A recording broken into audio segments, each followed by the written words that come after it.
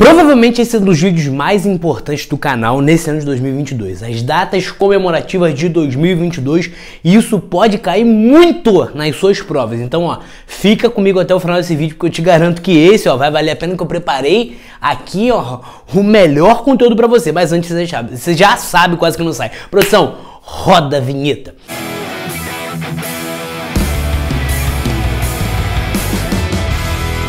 Fala, minha galera, SOS História, Professor Pedro Rissopo, com mais um vídeo aqui no canal do YouTube pra vocês.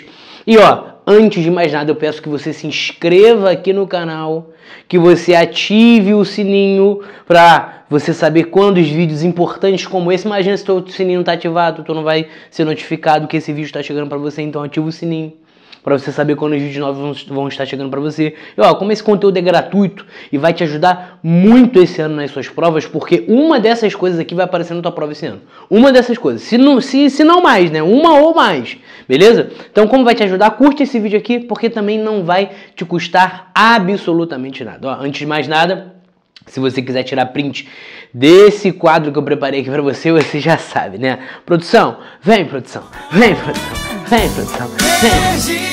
Você não tente entender, ainda te amo. Perdi você, não tente entender, ainda te amo. Galera, falando sobre as datas comemorativas de 2022, antes de mais nada, ó, quero te mostrar isso aqui, hein? Moleque. Pai agora está trajado, ó. SOS História, Professor Pedro Rissopo. Camisa agora oficial do SOS História. Coisa linda, coisa maravilhosa, hein? Estamos. Aposentei aquela polo que você viu aí durante todo esse tempo. E a partir desse vídeo nós vamos ter camisas aí customizadas do SOS História. Vão aparecer outras camisas por aqui também. Galera, as datas comemorativas de todo ano, todos os anos, elas são muito importantes. As provas, elas amam cobrar datas comemorativas, então você tem que ter muita atenção. Geralmente cai uma, duas, três, quatro, várias questões sobre datas comemorativas, então muita atenção a isso. Eu dividi aqui em História do Brasil e História Geral para você saber o que você deve estudar cada vez com muito mais atenção, né? As datas comemorativas, elas também são chamadas de efemérides, né? Que são esses anos redondos, 200, 100, 80, 160, 150, são esses anos redondos importantes de você saber. Então vamos começar aqui por exemplo, os 200 anos da independência do Brasil. Olha só, no ano de 1822, após o retorno de Dom João VI para Portugal em 1821, Dom Pedro fica como príncipe regente e decide ficar no Brasil após ter um amplo apoio das elites brasileiras. Então, você tem que lembrar aí que a independência do Brasil de 1822, aquele grito do Ipiranga, né, esse quadro aí que vai ser construído pelo Dom Pedro II no final do segundo reinado, para tentar exaltar a imagem do império que estava em crise, né? Esse quadro, primeiro, ele não existe, essa retratação aí não existe, né? É uma memória criada no final do império para construir algo que vai tentar exaltar o império que estava ali em crise, que estava acabando, basicamente. Então a gente vai ter uma grande importância, que é o 9 de janeiro de 1822, que é o dia do fico. Em maio de 1822 vai ser estabelecido o Cumpra-se, né? Que tudo que vinha de Portugal tinha que ser cumprido ali, tinha que ser permitido ou não por Dom Pedro, beleza? A gente vai também perceber que o 7 de setembro ele é um símbolo, por quê? Porque quando o Brasil se determina como independente, ele ainda precisa entrar em conflito com portugueses que não aceitavam a independência e estavam aqui no território. Então a gente vai ter conflito no Pará, vai ter conflito na Bahia, na região da Cisplatina, muita atenção a isso. Então você vai ver que aquela data do 7 de setembro é só a data que ele falou que somos independentes, mas de fato ainda precisa toda uma consolidação da independência. O Brasil vai construir uma Constituição, a de 1824, que é a primeira do Brasil, Constituição outorgada. O Brasil se mantém um país monárquico, uma monarquia hereditária. O Brasil se mantém escravista, se mantém um país agrícola e se mantém um país dependente, agora dependente da Inglaterra. Por quê? Porque para Portugal reconhecer a independência do Brasil, Portugal cobra uma indenização, e essa indenização era o valor equivalente à dívida que eles tinham com a Inglaterra. O Brasil, portanto, assume a dívida que Portugal tinha com a Inglaterra. Então o Brasil se torna um país dependente da Inglaterra. Então essa data aqui, ela é muito provável de aparecer nas suas provas desse ano, muito provável. Uma data muito marcante e muito, muito importante. 200 anos da independência do Brasil. Gente, muita atenção a essa data. Eu vou ressaltar isso. Muita atenção a essa data. 160 anos da questão Christie de 1862. Aquele conflito ali, aquele atrito diplomático entre Brasil e Inglaterra. Após nós termos aí um navio que vai naufragar no Rio Grande do Sul e vai ser saqueado. A gente também tem oficiais ingleses sendo presos por policiais militares, né? Por policiais no Rio de Janeiro. Então, o William Christie, que era o diplomata inglês no Brasil, vai pedir ali por um pagamento de indenização por conta do navio que naufragou e perdeu os produtos, e pela punição aos policiais que prenderam os oficiais ingleses que estavam zoneando tudo porque estavam bêbados no Rio de Janeiro. O que vai acontecer é que o Brasil não aceita, né, porque eles ainda pedem uma indenização, pedem a punição e pedem um pedido de desculpas oficiais. O Brasil não aceita isso, isso vai gerar um atrito. O rei da Bélgica, né, o Leopoldo I, vai julgar o caso, vai ficar ao lado do Brasil. A Inglaterra teria que pedir desculpas ao Brasil, porque depois do Brasil não aceitar, a Inglaterra vai aprisionar navios brasileiros aqui no porto do Rio de Janeiro, e aí isso vai ser quase uma iminência de guerra, né? E eles vão ficar nesse vai e vem até 1865, quando a Inglaterra pede desculpas oficialmente e reata as relações diplomáticas com o Brasil. Nós temos aí 100 anos da revolta dos 18 do Forte, né? Uma revolta que acontece no Rio de Janeiro, uma revolta urbana, no Forte de Copacabana, em que após a prisão do Hermes da Fonseca e de uma insatisfação de militares, de parte dos militares, com o governo ali da República Oligárquica e principalmente com a vitória das eleições do Arthur Bernardes, em 1922 nós temos eles tomando o Forte Copacabana, o forte é bombardeado, eles vão marchar, como você pode aí ver pelas fotos, pelo Rio de Janeiro, né, pela praia ali de Copacabana, para tentar derrubar o governo de Arthur Bernardes, impedir a posse e tudo mais. Vão ser 17 militares e um civil que vai aderir ao movimento e vão ser reprimidos, só sobrevivendo Siqueira Campos e Eduardo Gomes. Então muita atenção a essa data aos 100 anos e também muita atenção à data dos 100 anos da Semana de Artes Modernas, tá? De 1922. Isso aqui também é uma data muito, muito importante, porque aqui se passaram 100 anos da independência do Brasil, nesse momento aqui já tinham se passado 100 anos e vários artistas, né, vários pensadores da época vão se reunir para refletir o que o Brasil construiu como Brasil nesses 100 anos, né? O que foi feito. E aí muito se percebe que o Brasil, na verdade, foi um grande reflexo da Europa.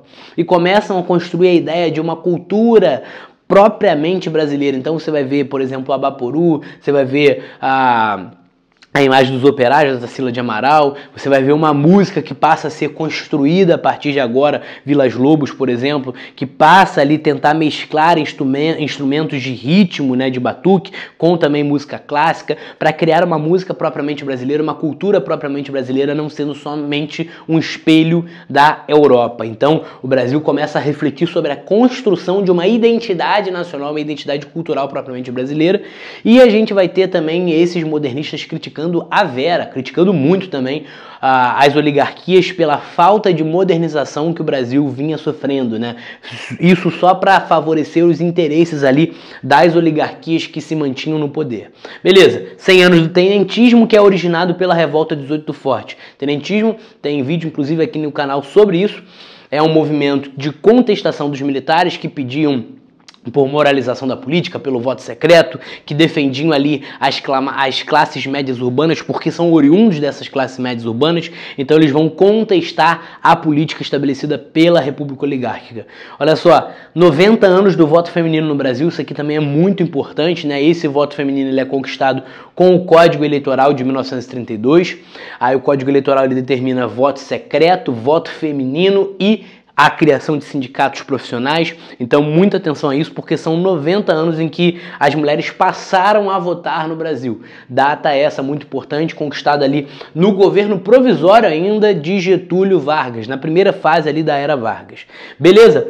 Olha só, 80 anos da entrada do Brasil na Segunda Guerra Mundial. Muita atenção a essa data também, hein?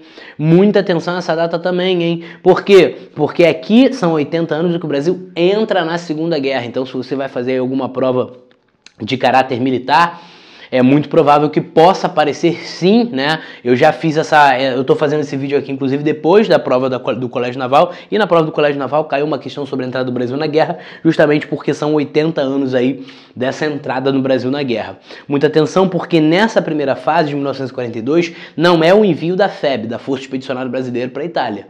Isso só vai acontecer 2 anos depois. O Brasil, inicialmente, ele faz patrulhamento pelo Atlântico Sul e ele vai fornecer produtos primários, produtos de necessidade básica, produtos essenciais, como eram chamados aí nessa primeira fase da guerra. Só entra com tropa 2 anos depois. Então são 80 anos aí da entrada do Brasil definitivo ao lado dos aliados, né, em contraposição ao eixo. A gente tem os aliados e tem o eixo que eles vão combater ali, no caso, Alemanha, Itália, Japão, que vão ser combatidos naquela fase, né? O famoso eixo Roberto, Roma, Berlim e Tóquio.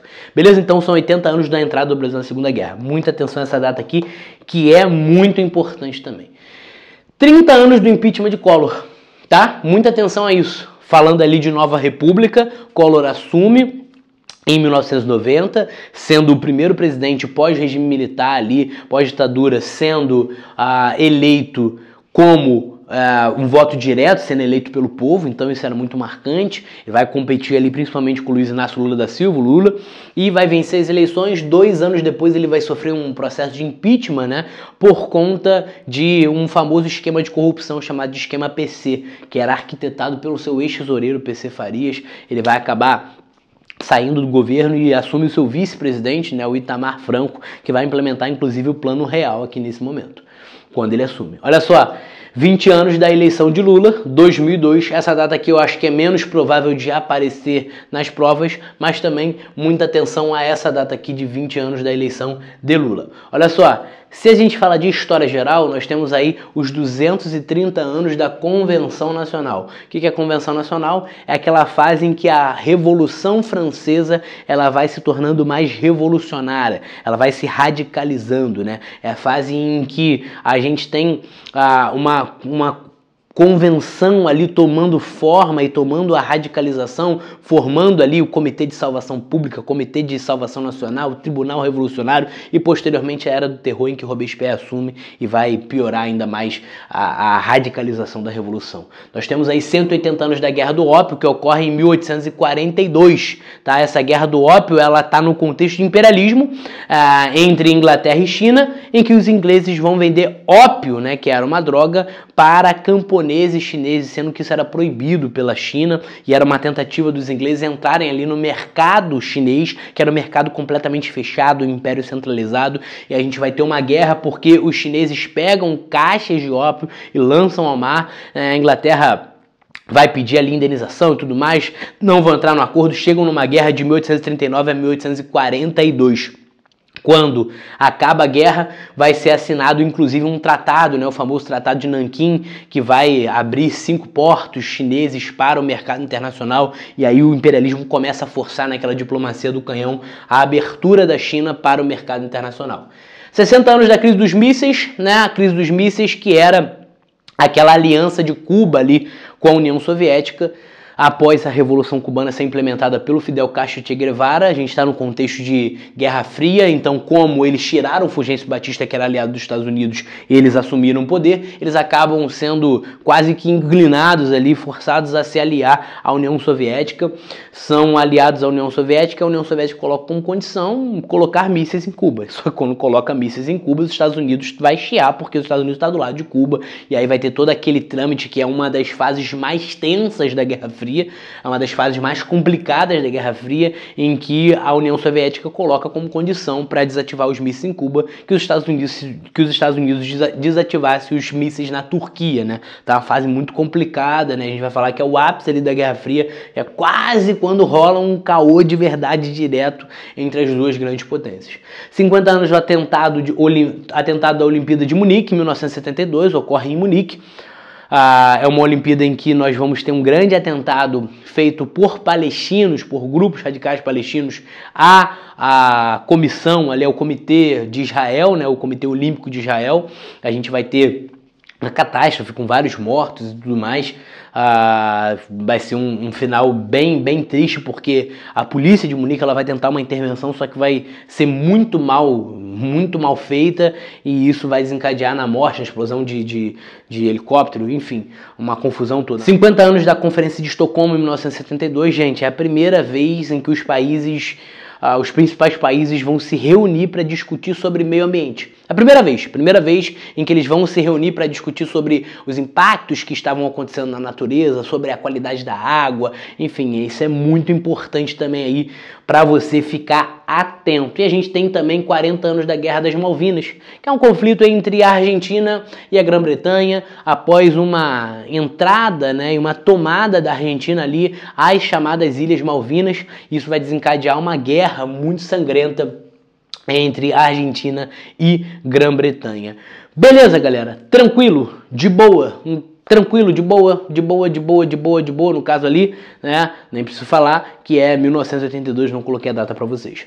Tranquilo? Espero que você tenha gostado desse vídeo. Anota aí todas essas datas, dá uma atenção para essas datas, porque são muito importantes para sua prova. Tamo junto, não deixa de se inscrever no canal. Ativa o sininho para você saber quando os vídeos novos vão estar entrando para você. E curte esse vídeo também, porque não vai te custar nada. Você ajuda a gente a crescer cada vez mais. Vamos para cima, produção. Já vem chamando, produção. Vem chamando. Você não tente entender.